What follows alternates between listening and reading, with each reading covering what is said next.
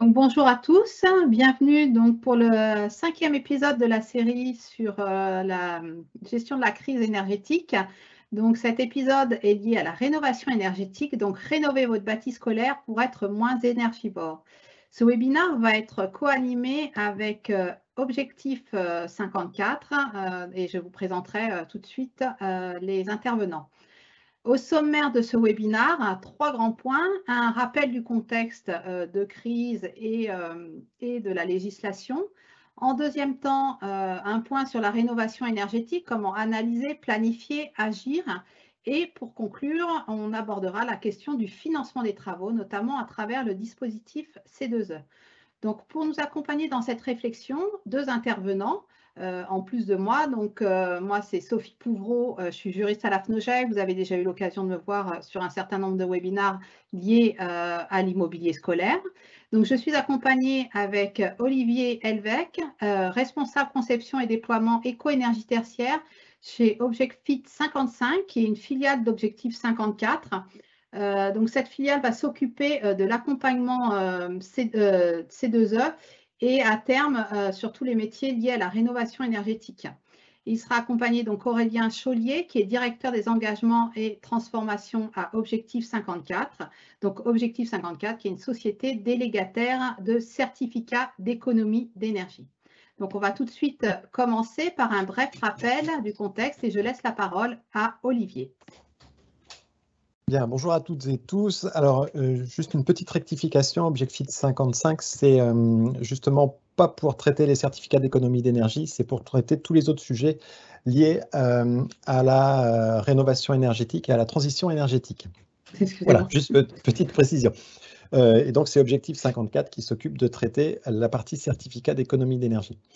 Alors, pour faire un bref rappel, effectivement, comme vous savez, on a un premier sujet qui est lié aux engagements que l'Europe a pris pour diminuer son empreinte carbone, donc les émissions de gaz à effet de serre, donc qui a été retranscrit en loi française avec des objectifs. Et là-dedans, la partie énergétique, c'est 80-90% de nos émissions de gaz à effet de serre.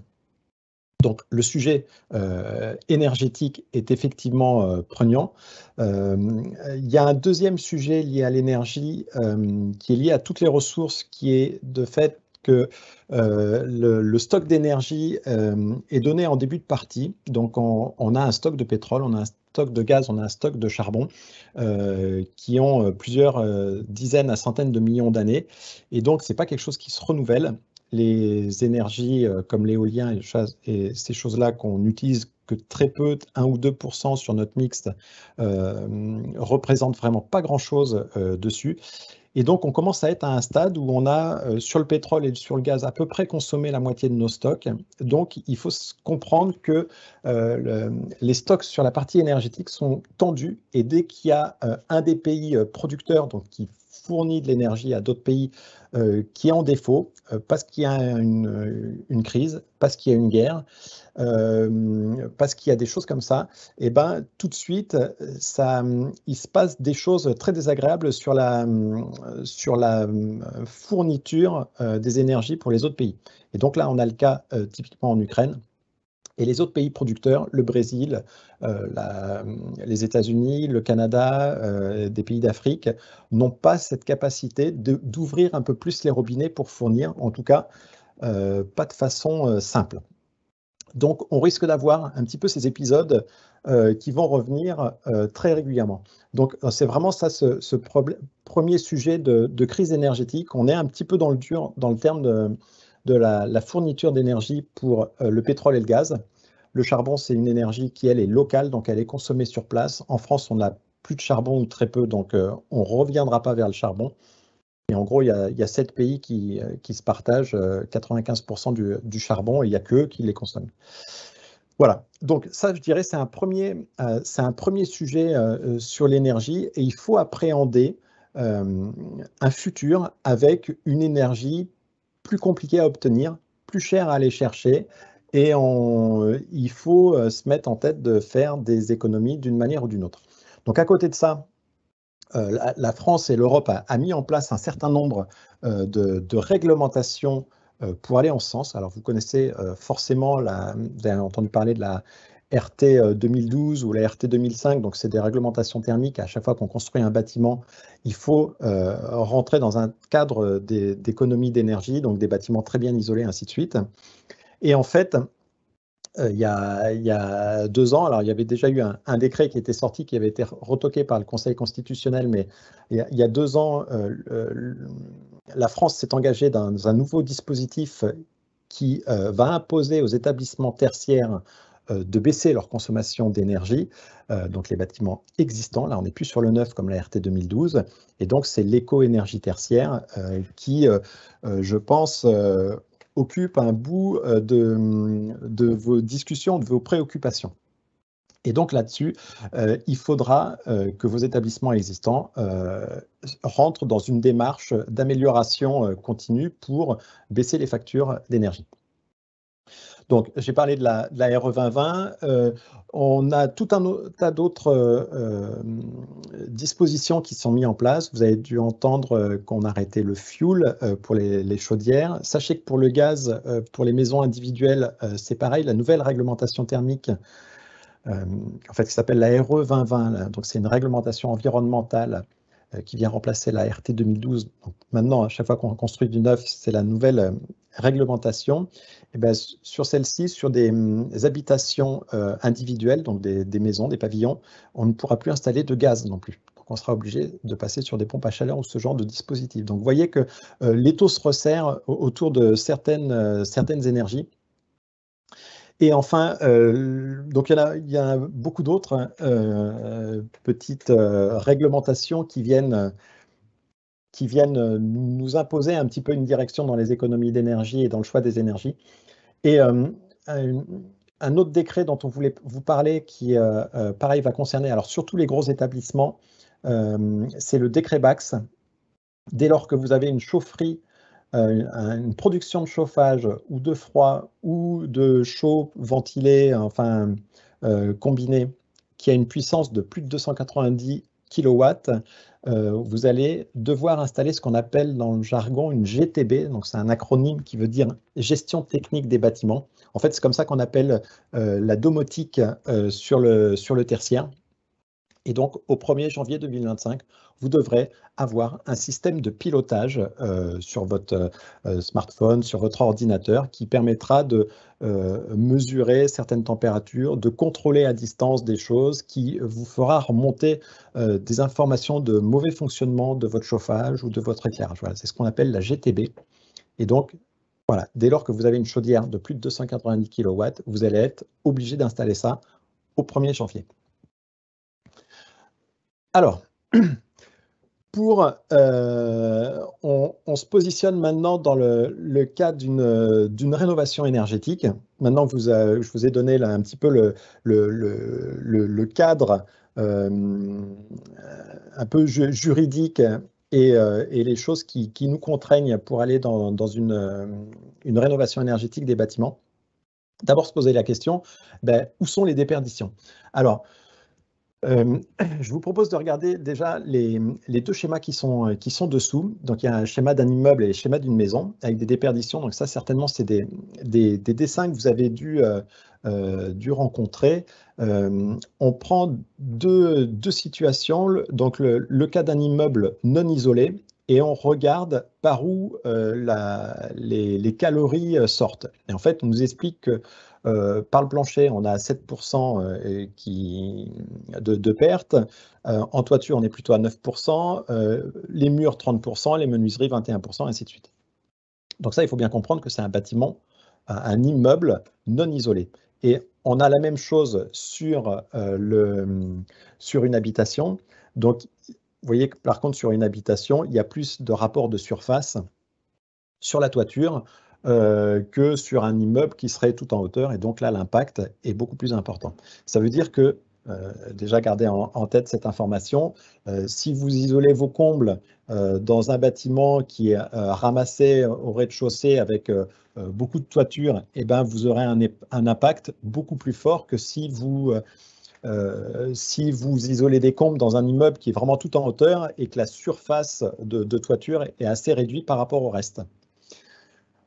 Deuxième élément que je souhaitais vous montrer, donc là c'est pareil, ça reste des données un peu statistiques, donc c'est des données du CEREN, qui est un organisme qui compile tout un tas d'informations pour le compte des différents ministères. Et donc sur celui-ci, on est allé récupérer, ils ont compilé, je dirais, un certain nombre d'informations qui revenaient d'audits énergétiques qui ont été faits dans l'enseignement. Et là-dessus, ils disent, ben voilà, la partie chauffage, en enseignement assez classique, le chauffage, c'est 66% de la facture d'énergie. L'électricité spécifique, alors en enseignement, on va avoir tout ce qui va être, je pense, au poste informatique, vidéoprojecteur, ce genre de choses qui servent à l'enseignement, 13%. 11% sur l'eau chaude sanitaire, 2% sur la climatisation, et c'est un petit peu normal, parce que la plupart des écoles ne sont pas équipées de climatisation, ou parfois elles ont une salle informatique qui est un peu rafraîchie, mais voilà, donc sur ce secteur d'activité, la climatisation est toujours assez faible. La partie cuisson, 7%, et le reste, ça peut être des ascenseurs ou ce genre de choses, on va être à 1%. Voilà, donc là c'est pareil. Encore une fois, vous décidez de réaliser des travaux pour remplacer vos menuiseries ou pour isoler vos murs, et ben vous allez toucher qu'à un bout de cette facture. Lorsqu'on vous dit si vous isolez vos murs, ben, vous allez économiser 20% de votre énergie, vous allez économiser 20% de la part liée au chauffage. Bien entendu, vous n'allez pas économiser sur le reste. Donc ça, c'est 20% de 66% de la facture. Alors, maintenant que vous avez eu un petit peu ce tour d'ensemble, vous allez être, j'imagine, dans une position de vous dire par où en fait je vais commencer pour avoir quelle décision je vais prendre, qu'est-ce que je vais prioriser. Et là, en gros, vous avez le choix entre commander un audit énergétique, vous allez pouvoir avoir une autre solution qui va être commander quelque chose, une autre étude, mais qui ne sera pas vraiment de l'audit énergétique, quelque chose d'un petit peu plus simple. Alors, on l'a appelé diagnostic énergétique. On a mis également pré-diagnostic parce qu'on a des bureaux d'études thermiques qui ont aussi ce type de prestation. Souvent, ils l'appellent comme ça. Donc, voilà, c'est quelque chose qui est un petit peu moins normé. Et puis après, vous allez pouvoir monter en compétences par des formations. Alors, en 2 mots pour dire avantages et inconvénients de chaque. L'audit énergétique, c'est le plus complet, c'est quelque chose de réglementaire et c'est aussi un socle un peu rigide qui porte beaucoup sur l'existant. Donc, vous allez risquer d'avoir un document un peu épais, qui est un peu technique à lire et qui est cher, parce que ça demande pas mal de travail, mais c'est lui qui va aller le plus loin. Il va vous calculer les temps de retour sur investissement si vous remplacez tel et tel élément. Donc voilà, c'est plutôt un très bon outil qui va être cher et par contre qui est difficile à lire. Donc si j'aurais une recommandation à vous faire, si vous partez sur ce choix d'un audit énergétique, c'est d'exiger d'avoir un temps de retour d'explication pour pouvoir partager avec l'auditeur. Parce que sinon, vous risquez d'être déçu de recevoir un document qui fait 1 cm d'épaisseur, où vous n'allez pas comprendre les 2/3 des pages, et puis vous allez avoir les 5 pages à la fin qui vont vous proposer des bouquets de travaux, et peut-être ce n'est pas ça qui va vous aider le plus. Le deuxième sujet, c'est les diagnostics énergétiques et les pré-diagnostics. Nous, on est plutôt parti sur ce type d'accompagnement. Du coup, c'est moins cher. On a essayé quelque chose de moins technique et de beaucoup plus opérationnel. Mais là encore, il y a beaucoup de choix sur le marché. Chaque cabinet, chaque bureau d'études a des visions un peu différentes des choses qu'ils vont mettre en avant ou pas. Donc, il faut que ça vous convienne. Et ce que j'aurais tendance à vous dire, c'est essayer de voir, avant de vous engager là-dessus, peut-être essayer de voir un exemple de rendu pour voir si ça colle bien avec vos attentes. Et le dernier point que je trouve qui est aussi quelque chose de très intéressant, qui pourrait être de la formation, c'est-à-dire c'est vous qui décidez de monter en compétences. Alors ça, je le rencontre plus sur des gros établissements où il y a quelqu'un qui va être un peu en charge de gérer un peu le patrimoine, l'immobilier et tout ça. Et donc là, ça a tout son sens de monter quelqu'un en compétences à travers de la formation professionnelle. Je prends juste quelques instants la parole, juste pour rappeler en fait, notamment entre le choix, audit, diagnostic, etc. Ça dépend vraiment aussi de la situation de départ, hein, du bâtiment dans lequel, dans l'état dans lequel il est. des possibilités financières et du rendu réel que vous voulez avoir. À savoir que dans un certain nombre de départements, vous avez des référents immobiliers qui peuvent aussi vous accompagner dans la lecture de ces documents. Donc voilà, n'hésitez pas à faire appel à votre UDOGEC pour savoir comment ils peuvent vous accompagner ou éventuellement pour globaliser les demandes, que ça soit tant en audit ou en diagnostic, ils pourront peut-être vous accompagner vu qu'ils ont quand même parfois connaissance de l'état existant de votre bâtiment pour savoir s'il faut privilégier plutôt un diagnostic ou un audit énergétique, etc. Au niveau des formations, j'essaierai de recenser, on va travailler avec le groupe technique loco-scolaire de la FNOGEC pour identifier les formations qui pourraient permettre notamment à votre référent immobilier ou à l'agent de maintenance de vos bâtiments de monter en compétences et de pouvoir vous accompagner au mieux dans ces travaux de rénovation énergétique. Voilà. Je redonne la parole à Olivier sur les différents travaux, voilà, ce qu'il est possible de faire dans vos établissements. Voilà. Donc après, je vous ai un petit peu listé les différents travaux qui peuvent être réalisés dans votre établissement. Alors, c'est un petit peu pêle-mêle, là, pour l'instant, on va les voir les uns après les autres. Et puis après, je vais plutôt vous parler de stratégie et je dirais les options qui nous semblent pertinentes dès lors qu'on attaque un plan de rénovation énergétique. Alors, j'ai mis le petit astérix sur les certificats d'économie d'énergie en face des travaux qui sont finançables. Alors souvent, la plupart des travaux sont partiellement finançables avec des certificats d'économie d'énergie, 10-20%, sauf quelques travaux d'opportunité qu'on va mieux financer, parfois qu'on finance à 100%, mais ça du coup, Aurélien vous l'expliquera tout de suite après, mais du coup, ça vous permet de voir certains travaux qui peuvent être financés. Donc déjà sur ce qu'on appelle le couvert, c'est-à-dire c'est tout le bâti, la structure du bâti. Bien sûr, on peut isoler les toits, donc les combles, on peut isoler les rampants, donc c'est aussi des combles, mais les combles aménagés.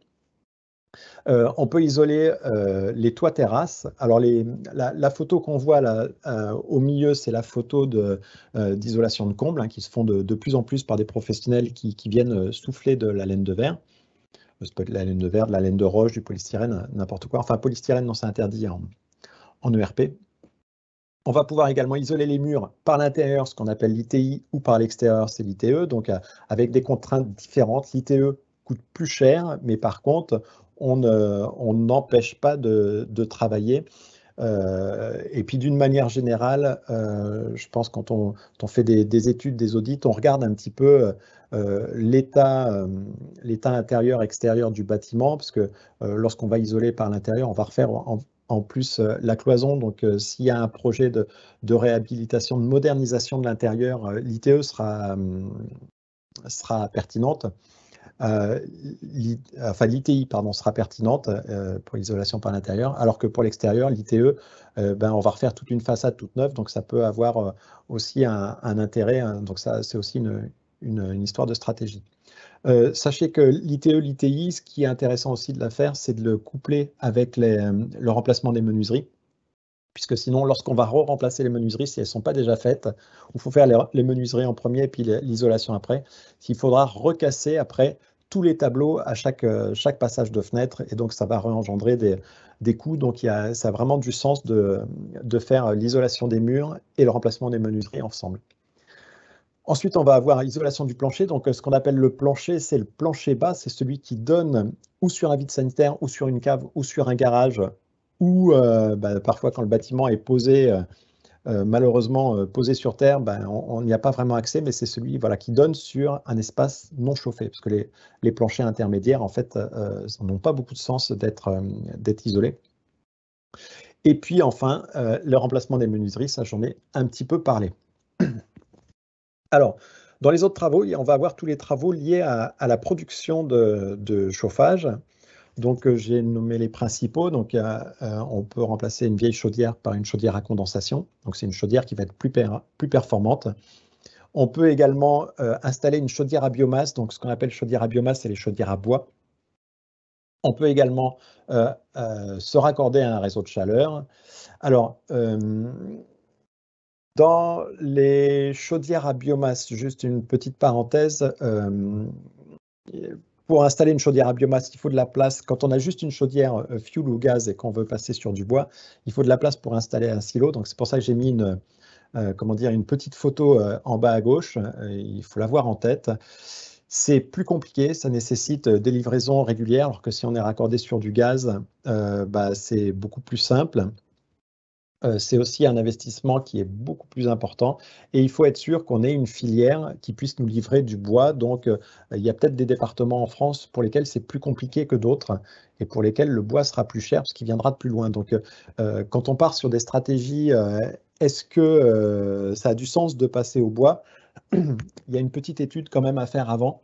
Et souvent, il y a des associations régionales qui peuvent vous aider à faire ça, souvent qui sont financées. Moi, j'ai habité quelques temps en Auvergne, une quinzaine d'années en Auvergne. Donc, on avait une association qui nous aidait, qui faisait une étude, qui nous donnait les noms des fournisseurs et ainsi de suite. Donc, il ne faut pas partir sans rien. Il faut quand même, c'est quelque chose qui demande un peu plus de renseignements et d'études au préalable. Le raccordement enfin, un réseau de chaleur, il faut qu'il y ait un réseau de chaleur pour que ça fonctionne. Donc, plutôt, a priori, plutôt une ville où il y a ces réseaux de chaleur. Alors, j'ai fait une accolade dessus, puisque l'élément qu'il y a dessous, c'est l'isolation du réseau de chauffage. Donc, c'est la photo de droite, bien isoler un réseau de chauffage. On fait entre 5 et 7%, parfois un peu plus, ça dépend de la taille du réseau de chauffage. Donc, on fait des économies assez intéressantes sur les réseaux de chauffage. Et en fait, il faut savoir que la chaudière à biomasse, la chaudière à bois ou le raccordement à un réseau de chaleur, dès lors qu'on remplace ces éléments par du matériel, des éléments neufs, nous sommes dans l'obligation d'isoler derrière le réseau de chauffage. En tout cas, d'avoir un niveau d'isolation suffisamment important. Donc, lorsqu'on tombe sous le coude de la réglementation, on ne peut plus actionner de certificat d'économie d'énergie. Donc, je vais revenir avec un exemple un peu plus simple, vous allez tout de suite comprendre.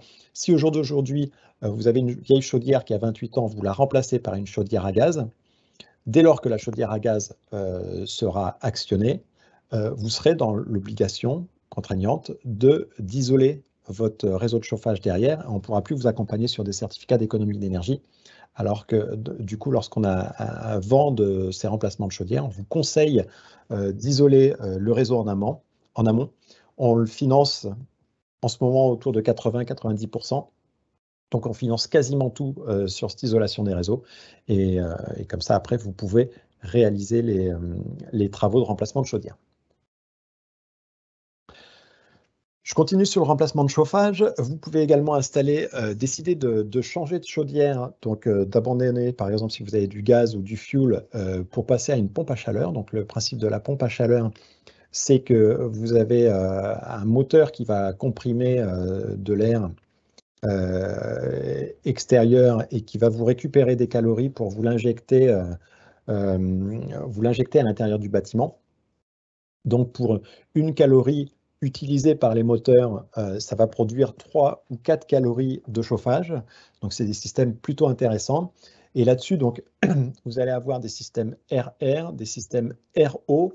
Alors, système RO, vous allez pouvoir réutiliser, si vous étiez déjà sur un chauffage central avec une chaudière au fioul, par exemple, vous remplacez la chaudière, vous allez pouvoir installer une pompe à chaleur à cet endroit-là et réutiliser le réseau de chauffage existant. Système RR, il faudra tout tracer de A à Z.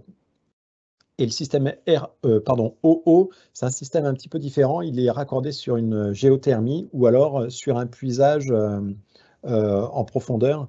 Et donc, c'est des systèmes là aussi qui sont très coûteux. Par contre, vous voyez la petite étiquette du fonds chaleur, c'est l'aide de l'ADEME. Vous pouvez avoir des financements pour aller sur ce genre de projet. Mais comme le bois, c'est des projets qui nécessitent des phases de test, enfin qui sont un peu compliqués, qui nécessitent des préétudes.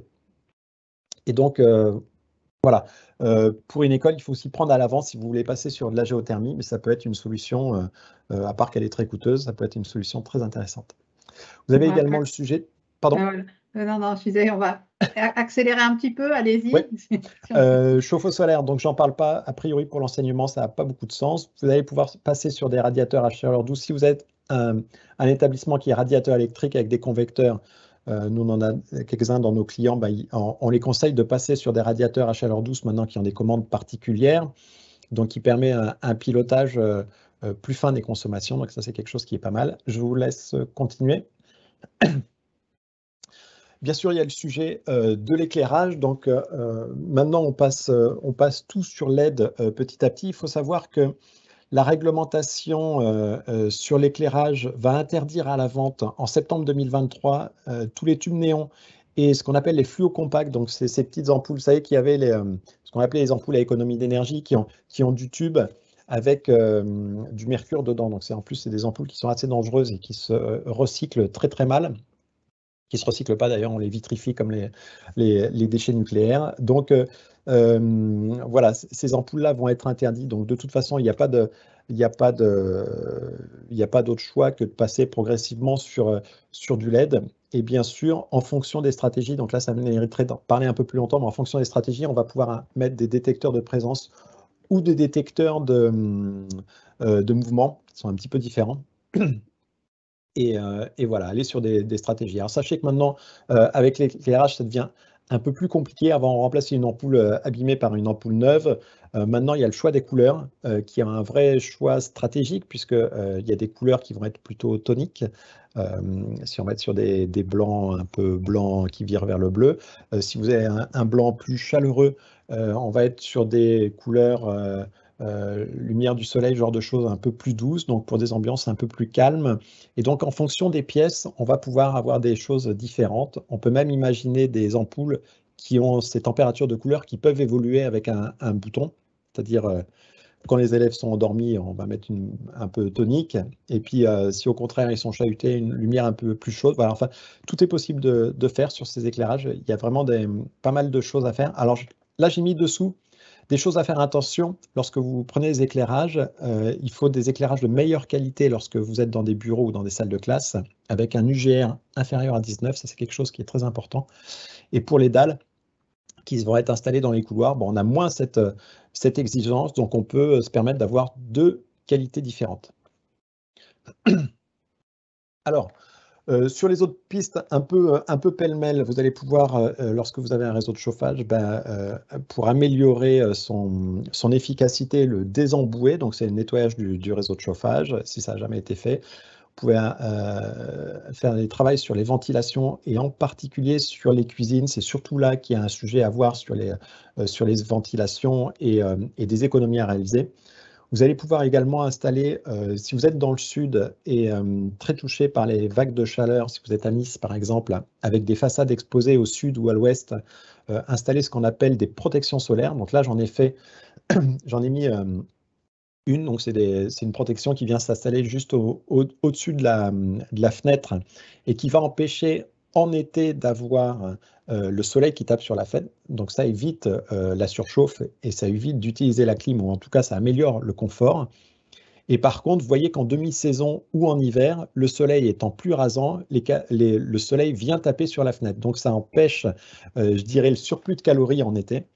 Et par contre, ça n'empêche pas ni la lumière, ni le surplus de calories en hiver ou en demi-saison. Donc, c'est plutôt quelque chose d'astucieux. Il y a aussi le sujet d'installer des sous-compteurs. Donc là, sur les sous-compteurs, c'est dès lors que vous avez plusieurs bâtiments où, typiquement, pour regarder la consommation de la cuisine ou de bâtiments un peu séparés. Donc, ça va être des choses intéressantes dans l'analyse de vos consommations d'énergie. Vous allez également avoir tout ce qui va toucher aux achats et en particulier l'achat informatique. Alors j'ai mis les clients légers, c'est peut-être pas utilisable dans tous les établissements, mais voilà, c'est des ordinateurs qui sont un peu des coquilles vides qui sont raccordés à un réseau. Et en fait, tous les programmes qu'on a l'habitude d'utiliser, Word, Windows, Internet, toutes ces choses-là, en fait, sont sur le réseau. Et vous avez juste un ordinateur qui consomme très peu d'énergie, qui est raccordé sur ce réseau et qu'on va pouvoir garder 10, 15, 20 ans parce que c'est vraiment une coquille vide. Donc, il y a des abonnements avec des réseaux ou alors vous avez le réseau en interne. C'est des choses qui peuvent être, des solutions qui peuvent être intéressantes, quoi. Et puis enfin, le dernier qui me paraît être quelque chose de très pertinent pour vos établissements, c'est ce qu'on appelle donc la GTB. J'en ai un petit peu parlé tout à l'heure avec le décret BAX, gestion technique des bâtiments, donc la domotique, ce qui va vous piloter, vous contrôler vos installations de chauffage, d'électricité, mais ça peut être aussi des alarmes, ça peut être tout un tas de choses. Et en fait, dès lors que vous avez des établissements tertiaires, donc c'est le cas de l'enseignement, c'est le cas des bureaux, qui ont un taux d'occupation qui varie en permanence, ben, c'est très stratégique d'avoir des choses qui éteignent à partir d'une certaine heure, d'avoir des températures qui baissent automatiquement de telle à telle période, et puis de faire remonter des alarmes s'il y a des anomalies. Par exemple, on a laissé dans la salle 218 deux fenêtres grandes ouvertes en plein hiver, et ben, au bout d'un moment, on va détecter qu'il y a des anomalies sur le chauffage et que le chauffage se met tout le temps en route, même si on a baissé de 3 degrés la température pendant la nuit. Et donc, il y aura un message d'alerte sur le directeur ou qui peut y accéder pour venir fermer des fenêtres ou faire des choses comme ça. Voilà. Donc, on va essayer d'accélérer parce qu'il reste un quart d'heure si Aurélien veut parler. Donc, rapidement, je vais vous laisser un peu sur le photovoltaïque. Alors, je mets en garde en amont. Il faut savoir que sur le photovoltaïque, toutes les assurances, notamment chez nous, on a beaucoup la mutuelle Saint-Christophe, n'assurent pas les établissements qui posent du photovoltaïque en raison du risque que ça peut encourir sur les incendies. Donc, avant de rentrer dans cette démarche, en plus, on a eu des bonnes et de moins bonnes expériences dans les établissements. Donc, c'est un sujet qu'on creusera au sein du groupe technique locaux-scolaire. Vous pouvez en parler rapidement, mais voilà. Non, ça sera un sujet sur lequel on reviendra ultérieurement aussi. Juste dire qu'il y a une petite aide pour l'autoconsommation. Et donc, dans le cadre de l'éco-énergie tertiaire, donc du décret, comme c'est sur on renseigne les factures qui sont concernées, enfin les factures d'énergie que vous recevez, bah, si vous êtes moins facturé parce que vous faites de l'autoconsommation, de fait, ça fait baisser vos objectifs, enfin vous améliorez votre consommation énergétique. Donc, c'est une façon détournée un peu d'améliorer la performance de votre bâtiment. Après, effectivement, ce n'est pas forcément la meilleure solution. Nous, ce n'est pas celle qu'on prône en premier lieu, mais sachez que ça existe. Donc, de toute façon, comme pour tous les travaux de rénovation énergétique, il faut vraiment resituer en fait le postulat qui est au départ de faire des travaux efficaces. Donc voilà, d'où la réflexion pour l'ensemble des travaux que vous serez amenés à faire. Donc et en fait, dernière slide, c'est juste une fois qu'on a brossé un petit peu tous les travaux qui peuvent être réalisés, quels travaux on va prioriser. Donc, nous, on aime bien mettre en avant les travaux qui sont très bien financés parce que c'est un bon point de départ. Donc, on va avoir ce qui est entouré et qui est marqué opportunité, c'est-à-dire l'isolation des combles et du plancher, qui va être l'isolation du réseau de chauffage. Ensuite, on va avoir le pilotage qui va être également avec l'installation de la GTP qui pour nous va être une solution très intéressante. J'en ai déjà parlé, d'autant que les prix ont bien chuté et Aurélien vous le dira après sur la GTB, on a la réglementation sur les certificats d'économie vient de changer, donc ça double le montant de la prime et donc on vient sur des choses qui sont vraiment très intéressantes. Et après, on a l'éclairage qu'on aime bien aussi. On touche bien les économies d'énergie qu'on réalise en remplaçant les éclairages. C'est des choses qui peuvent se faire progressivement. Donc voilà, souvent on commence, on leur dit faites les choses qui ne vous coûtent rien, commencez avec l'éclairage, ce genre de choses. L'isolation des murs et des menuiseries, c'est quelque chose qui se budgétise, donc réfléchissez-le à moyen terme. Et indépendamment de ça, il y a un sujet sur les éco-gestes, donc c'est-à-dire on va habituer les élèves, les utilisateurs à faire des économies. Et puis un dernier sujet sur tout ce qui est entretien des installations. Bien sûr, vous avez des obligations. Sachez que sur vos contrats, donc ce qu'on appelle les contrats d'entretien, on les appelle P1, P2, P3, P4. Donc le contrat d'entretien, c'est le P2. Sachez qu'il y a aussi ce qu'on appelle des contrats de performance énergétique et qui, si par exemple vous avez votre plombier qui a un contrat chez vous, vous actez qu'il va vous permettre de réaliser des économies d'énergie. Donc, il va faire en sorte de faire des économies d'énergie et il se payera un petit peu sur les économies réalisées. Le reste, ça sera pour vous. Et à travers ces contrats de performance énergétique, pareil, ça vient majorer le montant des primes C2E. Donc, c'est aussi quelque chose qui peut être intéressant. Voilà, ça fait des contrats un peu plus chers, mais en tout cas, ça oblige le mainteneur de réaliser des travaux d'économie d'énergie. Voilà, je pense que j'ai fini. Après, je reviendrai s'il y a des questions pour répondre. Donc voilà, on va passer la parole à Aurélien. Et surtout ce qui est éco-geste, je vous rappelle qu'il y a eu un webinaire en début de semaine qui est disponible en replay. Donc voilà, embarquer la communauté éducative dans tous ces éco-gestes, n'hésitez pas à revenir sur le webinaire sur les bonnes pratiques. Donc, je passe la parole à Aurélien sur le financement des travaux et plus spécifiquement en fait sur le dispositif C2E. Certificat d'économie d'énergie pour ceux qui Tout ne à fait. maîtriseraient pas. Bonjour à tous. Effectivement, les C2E, les certificats d'économie d'énergie, donc c'est quelque chose dont vous devez entendre parler un peu au quotidien, mais sans vous en rendre compte. C'est une aide financière qui est mobilisable par tous les maîtres d'ouvrage qui existent, quel que soit leur type d'activité. Donc il faut la connaître pour pouvoir la mobiliser. Ce qu'il faut, vu le temps qui est passé, je vais aller assez vite du coup sur les premières diapositives.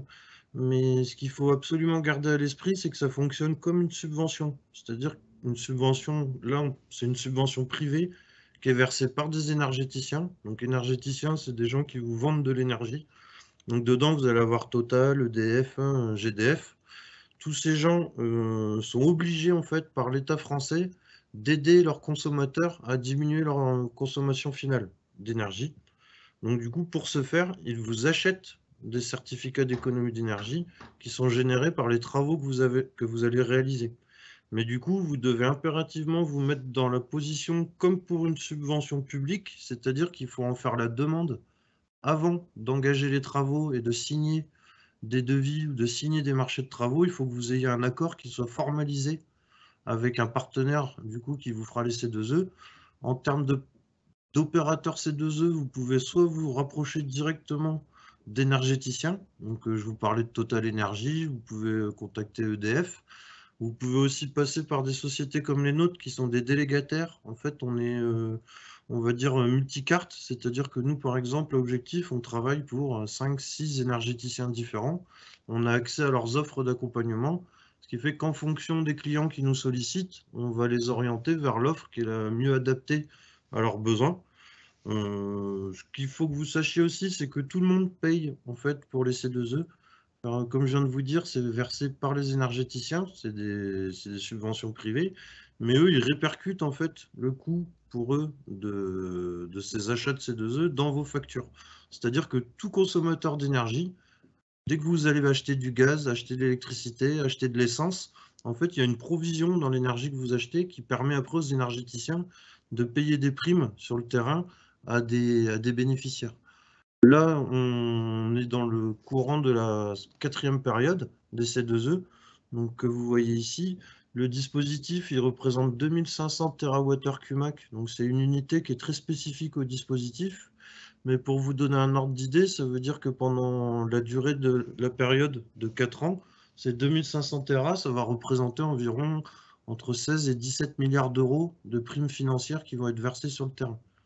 Pourquoi je vous dis ça? Parce que du coup, tout le monde paye dans le pot commun pour provisionner en fait des fonds pour les C2E, mais sachez qu'il y a environ 20 à 30% seulement des maîtres d'ouvrage institutionnels qui s'en servent lorsqu'ils font des travaux. Donc vraiment, gardez ça à l'esprit, c'est que vous payez en fait pour provisionner le fonds, mais du coup, n'hésitez pas à le mobiliser et à le solliciter.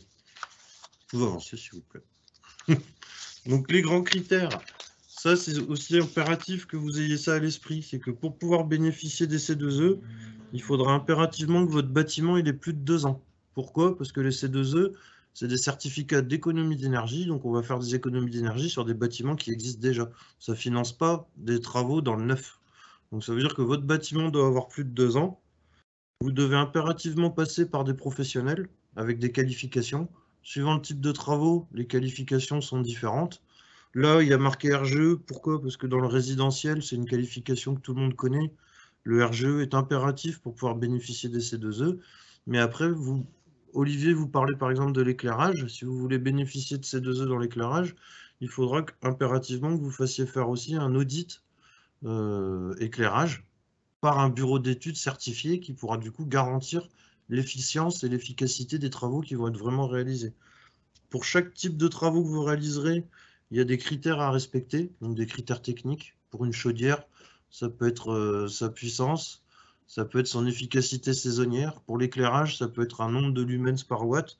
Voilà, tout ce genre de critères techniques sont parfaitement maîtrisés par des sociétés comme nous ou par les obligés.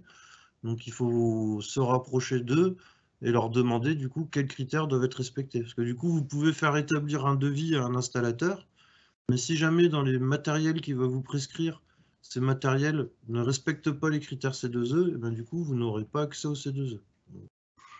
Et après, un autre prérequis impératif qui est là, c'est le rôle actif et incitatif de l'obligé. Donc c'est ce que je vous mets sur la diapo d'après. C'est vraiment impératif de formaliser l'accompagnement financier avec un obligé avant d'engager les travaux. Vous avez 3 types de RAI dans le cadre du dispositif.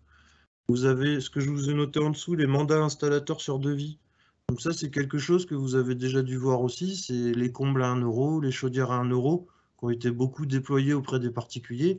Mais en fait, ça veut dire que des installateurs ont des contrats avec des obligés et que dans leur devis qu'ils vous présentent, ils intègrent directement la prime C2E. Ça veut dire que quand vous avez ce type d'installateur qui vous fait une offre, le fait d'accepter son devis vaudra acceptation aussi de la prime C2E qui est couplée à sa proposition de travaux. L'autre mode de RAI, c'est une convention. On fait ça, nous, globalement, pour les dossiers où il y a à peu près plus de 100 000 euros de prime C2E. Là, on va formaliser une convention, du coup, entre votre établissement et l'opérateur C2E. Cette convention, elle dira les modes de fonctionnement, à quelle date il faut fournir les documents, dans quel délai il faut les fournir, quelles informations il faut faire figurer. Tout ça, vous le retrouverez dans le cadre de la convention. Et après, pour des dossiers plus petits, si vous avez un devis d'un installateur qui n'intègre pas une prime C2E dedans, eh ben nous, on vous adressera un courrier recommandé. Mettons que vous ayez prévu de remplacer une chaudière. Je vous adresserai un courrier recommandé qui vous dira, monsieur, dans le cadre de votre investissement et du remplacement de votre chaudière, vous pouvez bénéficier d'une prime de 5 000 euros. Et le fait de recevoir ce courrier et de le contresigner vaudra acceptation, une fois de plus, du rôle actif et incitatif de l'opérateur qui vous accompagnera. Mais ça, vous devez vraiment le garder à l'esprit, très très important d'obtenir l'agrément et d'être sûr qu'on sera financé à la fin des travaux.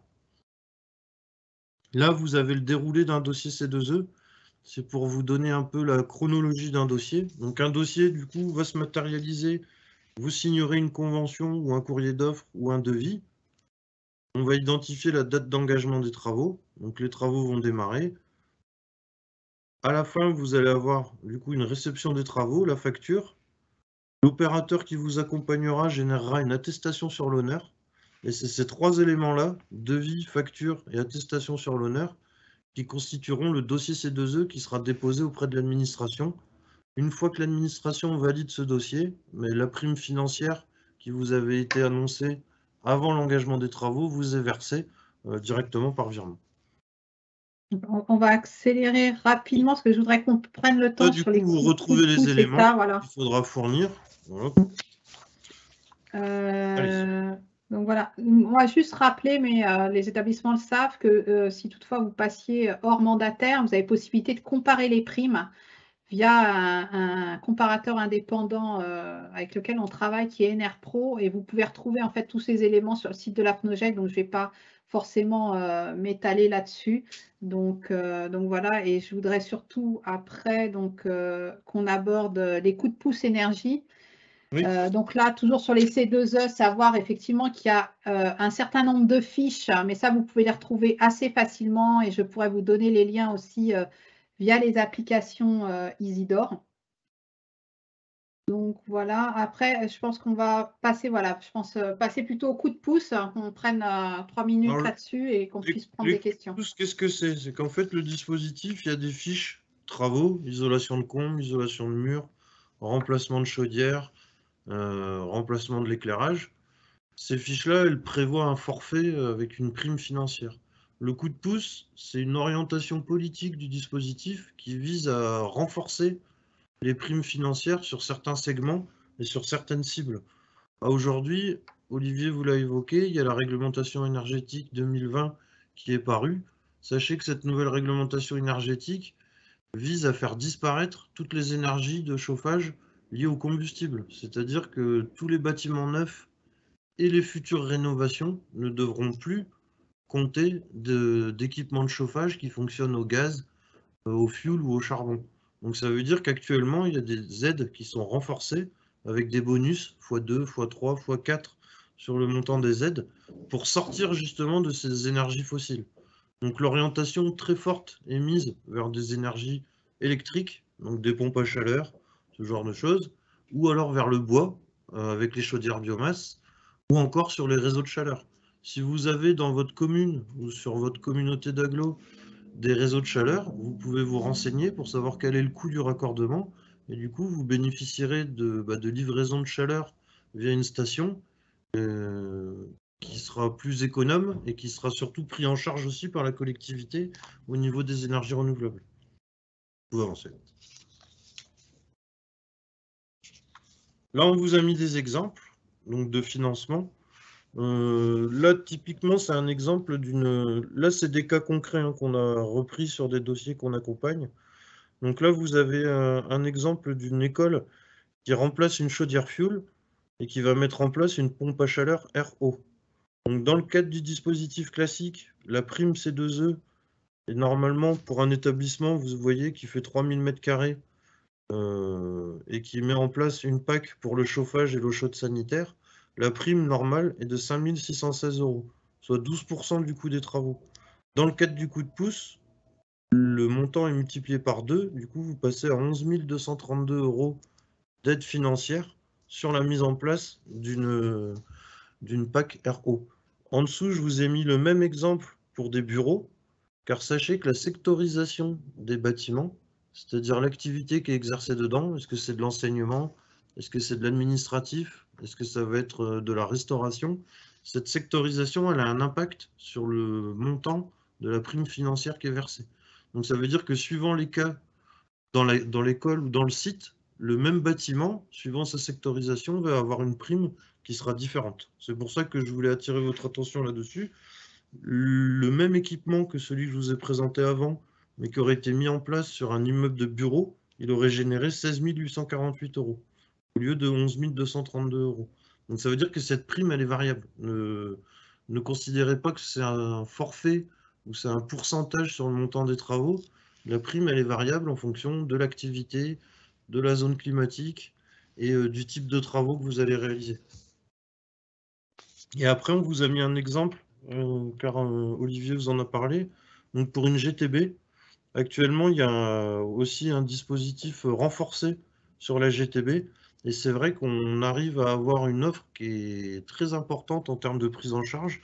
Car vous voyez, pour le même établissement de 3000 m², la mise en place d'une GTB dans le dispositif classique, c'est 6 755 €. Donc c'est 30% environ du coût des travaux. Actuellement, et jusqu'à la fin de l'année 2023, cette somme elle est multipliée par 2, ce qui fait qu'on passe à 60% de prise en charge sur la mise en place de cet équipement. Donc là, je parle bien de prise en charge sur le coût des travaux. On ne parle pas encore là du coup des économies d'énergie qui sont réalisées, parce que oui, si on fait après une analyse en coût global et en ROI, il faut savoir que la GTB, avec les aides C2E et avec les économies que vous allez réaliser, en gros, entre 3 et 5 ans, vous savez que l'équipement est remboursé et vous permet de faire déjà des économies directes sur vos factures, dès sa mise en place. Donc voilà, merci pour vos explications. On va prendre rapidement quelques questions. On est un peu contraint par le temps.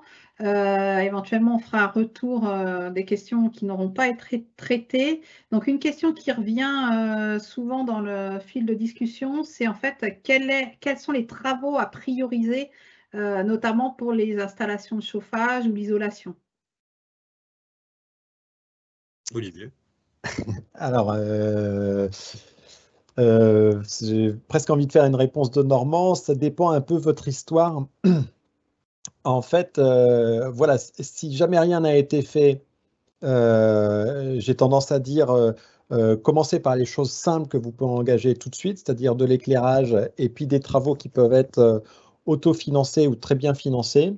Lorsqu'on commence à parler du chauffage, la réflexion à avoir, c'est est-ce que je conserve l'énergie de chauffage que j'ai? Si vous êtes au gaz, si vous êtes au fioul, il faut le changer. si vous êtes au gaz, le gaz auprès du résidentiel, ça va s'arrêter progressivement avec la RE 2020. Par contre, pour le tertiaire, il n'en est pas question pour l'instant. Donc, il y aura toujours, dans les prochaines années, des productions de gaz. Mais enfin, quand même, on essaye de s'en passer aussi. Donc, est-ce qu'on peut passer sur une pompe à chaleur? Après, ce n'est pas tout à fait les mêmes prix aussi. Et puis, ça nécessite des aménagements en termes de plomberie. Ce n'est pas tout à fait les deux mêmes matériels qu'on va mettre. Donc, ça, tout de suite, c'est des choses qui nécessitent un peu de réflexion, quoi. Et puis après, à mon avis, il y a des choses à moyen terme, 5, 6 ans, où on se dit, bah, je vais rénover les murs et les menuiseries, par exemple. Ou alors, si j'ai des fuites au toit-terrasse, eh ben, c'est les fuites en fait, qui nous contraignent de réaliser les travaux. Isoler un toit-terrasse n'est jamais très justifié au regard des économies d'énergie qu'on va réaliser. Le montant de la prime C2E est assez faible, on paye autour de 10-15%, donc ça reste des travaux qui restent très chers, qui ne sont pas très très bien financés. Par contre, le jour où on a une fuite, on fait l'isolation du toit-terrasse, quoi. On n'a pas le choix, donc on le fait. Et à ce moment-là, on se pose la question d'isoler mieux et de demander les C2E. Ça va payer au moins l'isolant qui sera dessus, mais que 10 ou 15% du montant des travaux, quoi. Et la GTB, Aurélien en a parlé, c'est vraiment c'est quelque chose qu'on remonte. Il y a 10 ans, je n'aurais pas eu ce discours-là, parce que, comme je vous disais en off tout à l'heure, c'était tenu par deux entreprises qui avaient des prix qui étaient hors de prix, donc c'était des dispositifs qui étaient vraiment utilisés pour de l'industrie, ce genre de choses. Voilà, maintenant, on a des logiciels libres, on a beaucoup d'installateurs qui proposent des solutions beaucoup plus simples. Il n'y a pas besoin de tirer des câbles partout, c'est communicant, c'est très simple, et les prix ont divisé par 8 ou 10. Alors, en plus, avec les primes C2E, voilà, on rentre sur des choses qui vont nous permettre de réaliser des économies très intéressantes à moindre coût, quoi. En parlant d'isolation, tout à l'heure, on a parlé aussi des fenêtres éventuellement à faire en amont des travaux d'isolation, notamment par l'extérieur. Et pour les fenêtres, la question est, est-ce qu'on a des aides aussi, et notamment à travers les C2E? Oui, tout à fait. Il y a des C2E, mais le montant de la prime est vraiment dérisoire, quoi. Oui. Et pour les fenêtres, j'attirerai votre attention, moi, sur un élément. C'est que souvent, il est intéressant de remplacer les fenêtres ou de les reprendre quand il y a des fuites ou des défauts d'étanchéité à l'air. Mais après, en termes d'investissement financier, si vous avez 50 000 € à investir pour isoler, il vaut mieux des fois isoler d'abord les murs et faire les fenêtres après. Parce qu'avec 50 000 €, vous pourrez isoler beaucoup plus de parois, en fait, de surface de parois en mur, plutôt qu'en menuiserie. Les menuiseries, c'est quand même un équipement qui coûte cher au mètre carré. Ça veut dire que l'investissement en part relative de 50 000 €, vous pourrez peut-être faire 5 menuiseries, ou 10 menuiseries, alors que si vous faites des murs, vous allez pouvoir isoler 1000 mètres carrés de mur ou 1200 mètres carrés de mur. Donc ça, c'est vrai que c'est aussi à peser. Les fenêtres, c'est très intéressant de les remplacer quand vous avez des défauts d'étanchéité à l'air, ce genre de choses. Ou si vous êtes en simple vitrage, hein, parce qu'il y a encore des établissements qui ont du simple vitrage. Mais après, si vous êtes déjà sur du double vitrage, que les châssis sont encore bons, il vaut mieux se concentrer sur les murs plutôt que sur les menuiseries. Olivier, vous parlez de la toiture terrasse. La toiture terrasse, ça coûte, oui, 100-120 € du mètre carré à reprendre. Donc c'est très cher. Ça veut dire que c'est une prestation qu'on va plutôt réaliser dans le cadre de l'entretien général du bâtiment, quand il y a des défauts d'étanchéité, quand il y a des fuites, et ainsi de suite. Mais ce n'est pas quelque chose qu'il faut programmer uniquement pour les économies d'énergie. C'est quelque chose que vous allez programmer dans le cadre de votre plan d'investissement et d'entretien du bâtiment. Juste une dernière question, c'est une question qu'on a eue souvent concernant l'isolation à 1 €. Nous, on a eu l'occasion de mettre en garde parce qu'il y a eu effectivement beaucoup d'arnaques, on va dire. Est-ce que vous avez des conseils à donner aux établissements sur ce point, notamment comment contrôler la qualité des isolants qui sont mis, à quel prestataire faire appel pour être sûr en fait de ne pas rentrer dans ces schémas. Le premier conseil que j'aurais envie de donner pour l'isolation de combles, c'est déjà de regarder l'ancienneté de l'entreprise qui vous fait un devis. Si vous avez une entreprise qui existe depuis 1 an, 2 ans, 3 ans, ça veut dire que c'est une entreprise qui s'est mise sur ce segment-là pour profiter des aides, on va dire, et pour amener un financement avec des travaux. Si vous avez des entreprises qui existent depuis 15 ans, 20 ans, 30 ans et qui ont pignon sur rue, j'aurais plus tendance à faire confiance à l'entreprise qui existe depuis déjà 10 ans ou 15 ans qu'à l'entreprise qui existe depuis 1 an ou 2.